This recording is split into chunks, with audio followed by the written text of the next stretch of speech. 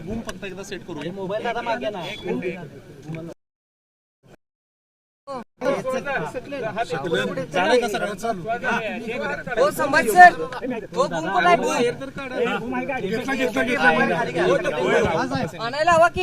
आधुनिक महाराष्ट्राचे शिल्पकार द्रष्टे नेते स्वर्गीय श्री चव्हाण साहेब प्रति समनावरती असलेल्या समाजाच्या ठिकाणी मुख्यमंत्री पदाची सूत्र स्वीकारल्याच्या नंतर च्या नेत्या सुनेत्रा वहिनी तिथे नतमस्तक होण्यासाठी आल्या. चव्हाण साहेबांचे विचार घेऊन आदरणीय दादांच्या नेतृत्वाखाली राष्ट्रवादी काँग्रेस पक्षाने गेल्या 2.5 वर्षामध्ये वाटचाल केली.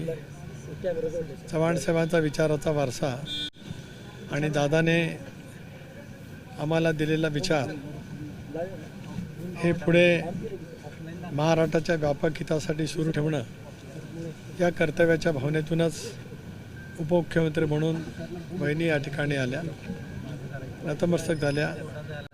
वेणुताईंच्या चरणीसुद्धा नतमस्तक त्या ठिकाणी झाल्या आणि उद्याच्या महाराष्ट्राच्या भवितव्यासाठी अतिशय पूर्णपणाने योगदान वहिनींचं उपमुख्यमंत्री या नात्याने महाराष्ट्राला मिळेल असा आम्हाला सर्वांनाच विश्वास त्यानिमित्ताने आहे. राष्ट्रवादी सरकार पक्ष पुन्हा एकदा भाजपकडून टाकला आरोप संजय राऊत काय म्हणतात त्याला मला फारसं महत्त्व द्यायचं नाही. राष्ट्रवादी काँग्रेस पक्षाने दादांच्या नेतृत्वाखाली निर्धारपूर्वक एनडीएमध्ये सहभागी होण्याचा निर्णय घेतला आणि या निर्णयावरती राज्यातल्या 13 कोटी जनतेने विधानसभेच्या निवडणुकीमध्ये शिक्कामोर्तब केलं आणि त्याच्यामुळे एनडीएमधील आमची सोबत जाण्याची जी भूमिका आहे ही अधोरेखित त्या ठिकाणी आहे. त्याच्यामुळे प्रत्येकजण आपापल्या परीने टीकाटिप्पणी करत असते. संजय राऊतांची सुद्धा टीकाटिप्पणी याच्यापेक्षा वेगळी असेल असं मला अभिप्रेत नाही. खुद्द शरद पवारांनीच असं सांगितलेलं आहे की विलिनीकरणाची चर्चा सुरू होती, मात्र राष्ट्रवादी काँग्रेस पक्षाच्याकडून एकही प्रतिक्रिया अजून त्याबाबत आलेली नाही. शरद पवार गटाकडून मात्र त्याबाबत अनेक प्रतिक्रिया आल्या. नक्की काय चर्चा सुरू होती का नव्हती सुरू? आणि विलिनीकरण 2 भाग स्पष्टपणाने याच्यामध्ये आहेत की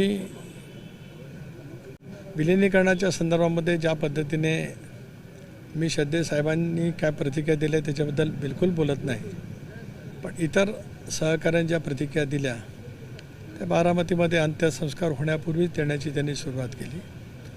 मला एवढंच विचारायचं की विलिनीकरण कुठल्या पक्षाचं कुठल्या पक्षात, विलिनीकरण कुठल्या पक्षाचं कुठल्या पक्षात याचा जर काही खुलासा किंवा याची माहिती, कारण काल शिंदेसाहेबांनी एकदम भावनिक होऊन शपथ होऊन वक्तव्य केलं, त्याच्यामुळे जर काय कळलं तर नक्की त्या बाबतीमध्ये मला बोलता येईल. राष्ट्रवादी एकत्र येण्याबाबत ही चर्चा इतकी पुढे गेलेली असताना हे एकत्र येऊ नये यासाठी कुठेतरी कट शिजवला गेला का एका गटाकडून? बिलकुल.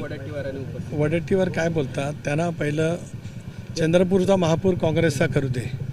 काँग्रेस अंतर्गत पळावपळी करणाऱ्या वडेट्टीवारांनी आमच्या पक्षाबद्दल बोलण्याचा त्यांचा नैतिक अधिकार नाही आणि त्यांनी फारसं बोलण्याचा प्रयत्न करू नये. आज त्यांनी त्यांचा महापौर काँग्रेसचा नेमका कोणा गटाचा होतं आहे त्याची पहिली काळजी घ्यावी आणि मग आमच्याकडे पाहावं. एक भाग. दुसरा भाग असा सर्वसाधारणपणाने की आम्ही राष्ट्रवादी काँग्रेस पक्ष म्हणून दादांच्या नेतृत्वाखाली राज्यामध्ये निवडणुका लढवल्या. 21 जागांच्यावरती आम्ही निर्वाचित झालो. राष्ट्रवादी विधिमंडळ काँग्रेस पक्ष मजबूत आहे, दादांच्या विचाराच्या वरती सिद्धांताच्या वरती वाटचाल करणार आहे. स्वाभाविकपणाने नेता निवडीचा अधिकार हा राष्ट्रवादी काँग्रेस पक्षाचा निवडून आलेल्या सदस्यांचा त्या ठिकाणी आहे.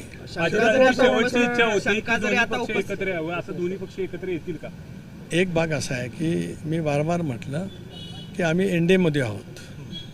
एनडीएमध्ये आहोत म्हणजे एनडीए म्हणजे काय तर भारतीय जनता पक्ष मुख्य पक्ष आणि त्याचे मित्र पक्ष ते एनडीए.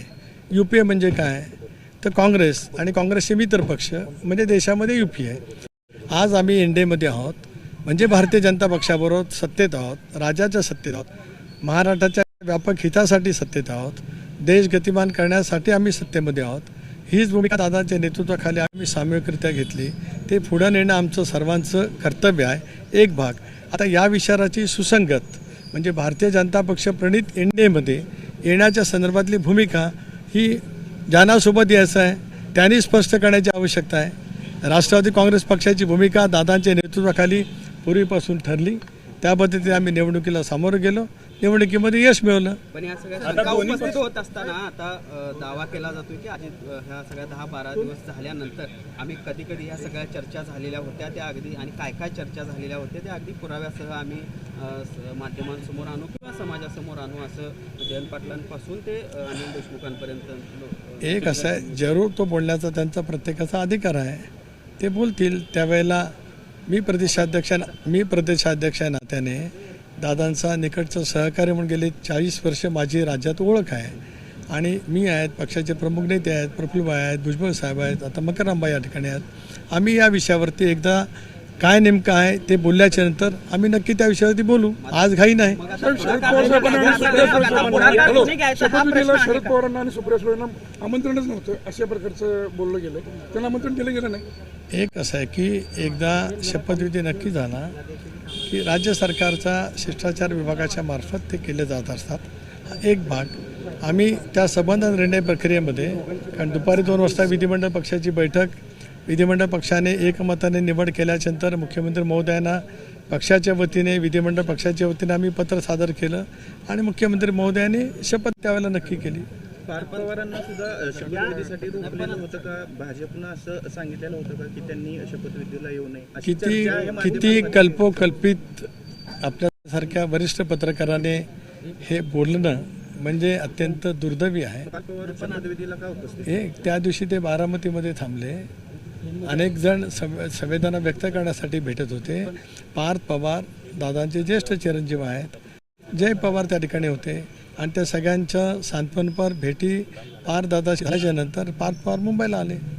आता पुढाकार कुणी घ्यावा यावरून मग हे म्हणायचं का? कारण जयंत पाटलांचं असं म्हणणं आहे की सुनीता पवार यांनी आता त्यांनी पक्षाचे सूत्र हाती घेतले, त्यांनी पुढाकार घ्यावा. तुमचं असं म्हणणं आहे की विलिनीकरण कोणाच्या पक्षात येणार, त्यामुळे तुमचं एक हे दिसतंय की त्यांनी पुढाकार घेतला पाहिजे.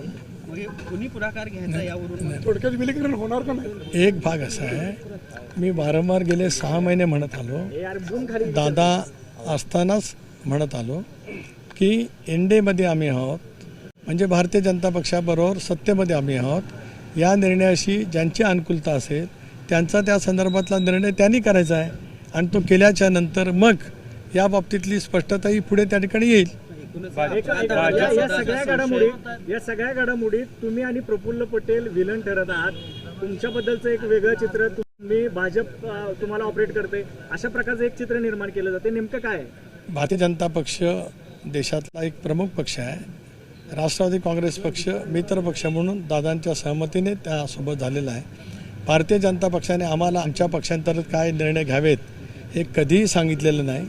राष्ट्रवादी काँग्रेस पक्ष स्वतंत्र बाण्याचा शिवशाहू फुले आंबेडकरांच्या सामाजिक क्षमतेचा पक्ष विचाराचा पक्ष आहे. आमचे निर्णय आम्ही त्या ठिकाणी घेणार. त्याच्यामुळे भारतीय जनता पक्षाने स्वच्छपणाची भूमिका घेतली की राष्ट्रवादी काँग्रेस पक्षाचा जो निर्णय असेल तो निर्णय अंमल करण्यासाठी भारतीय जनता पक्षाचं एनडीएमधला महत्त्वाचा घटक पक्ष म्हणून सहकार्य राहणार आहे. तुम्ही आणि प्रफुल्ल पटेल हे एकत्रीकरण विलिनीकरण होऊ देत नाही अशा प्रकारचं एक चित्र आहे. एक भाग असा आहे की मी मगाचपासून वारंवार या गोष्टीची स्पष्टता त्या ठिकाणी दिली की आम्ही स्वतंत्ररित्या निवडणूक एनडीएचे घटक म्हणून त्या ठिकाणी लढवली. आम्ही जिंकून आलो. आपल्यापैकी सुद्धा अनेकांना माहिती आहे की निवडणुका कशा पद्धतीने राज्यामध्ये लढल्या गेल्या. आता मी वारंवार हे स्पष्ट करतो आहे शेवटी हा निर्णय त्यावेळेला होईल ज्यावेळेला चर्चा सुरू होईल त्यावेळेला. त्यामुळे आम्हाला काय वेगळं आमची काय भूमिका असण्याचं काही कारण नाही. आम्ही सुद्धा दीर्घकाळ दादांच्या समेत राहून राष्ट्रवादी काँग्रेस पक्षाची नव्याने घेतलेल्या भूमिका ठळकपणाने महाराष्ट्रामध्ये अंमलबजावणी करण्यासाठी आम्ही मेहनत घेतलेली आहे. आम्ही दीर्घकाळ काम केलेलं आहे. एकेकाळी 2014मध्ये मी पक्षाचा अध्यक्ष आदरणीय पवारसाहेबांनी नेमला होता. त्याच्यामुळे असं काही नाही की आम्ही अनुभवी आहोत. 2014 ते 2018 राज्यामध्ये राष्ट्रवादी काँग्रेस पक्षाची धुरा साहेबांनी जबाबदारी दिली, दादांनी जबाबदारी दिली, त्याप्रमाणे यशस्वीपणाने मी पार पाडली. धन्यवाद. या विमान अपघाताबाबत आता संशय देखील व्यक्त, एका बाजूला विरोधक हे सगळं करत असताना आता तुमच्या पक्षातले काही आमदार देखील या संदर्भात संशय व्यक्त करताना बघायला मिळत आहेत. दुसऱ्या बाजूला संजय राऊत देखील आज सकाळी म्हणाले की पिंपरी चिंचवडच्या निवडणुकीचा उल्लेख केला, भाजपच्या भ्रष्टाचाराची फाईल अजितदादांनी उघड करतो म्हणाले होते, त्याचा हा परिणाम आहे का? म्हणजे एकूणच संशयाचं वातावरण या अपघातावरून दिसतं. एक असं आहे की त्याला जोडून एक हे आहे की संजय राऊत म्हणाले की विमानामध्ये 6 लोक होते, 5च लोक दाखवण्यात आले. माननीय मुख्यमंत्री महोदयांनी त्या दिवशीच या सगळ्या घडलेल्या घटनांची सखोल चौकशी करावी असं स्पष्टपणाने सांगितलं. केंद्रीय नागरी उड्डाण मंत्रालयाकडे सुद्धा त्या संदर्भातली त्यांनी चर्चा केली.